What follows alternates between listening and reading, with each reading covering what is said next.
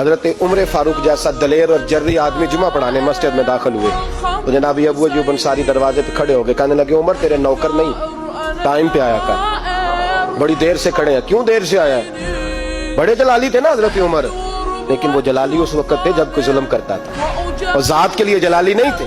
کب وقت پہ آیا کر، کو ملازم نہیں تیرے؟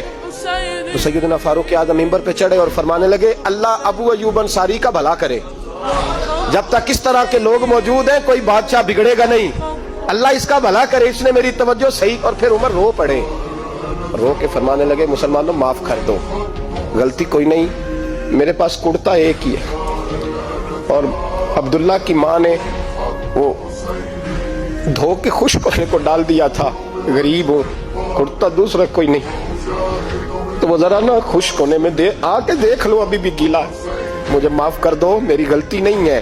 صحابہ درد کے ساتھ رونے لگے اور کہنے لگے اللہ اس طرح کے حکمران ہمیشہ عطا کرتا رہے۔ میرے بھائی تو انصاف کا رنگ تو دے، ان تقاضوں کو سمجھنا۔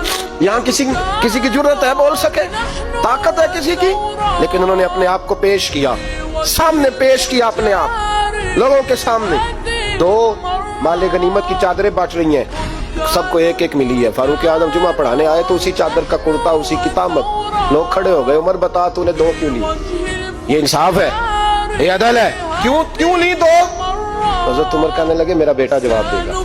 عبداللہ بن عمر بولے، کہنے لگے ابا جی کے کپڑے بڑے پرانے ہو گئے تھے، میں نے اپنے حصے کی بھی اپنے ابا جی کو دے دی ہے۔ دیکھیں نا یہ انصاف میرے نبی پاک نے کیا ہے، صحابہ نے سیکھا ہے۔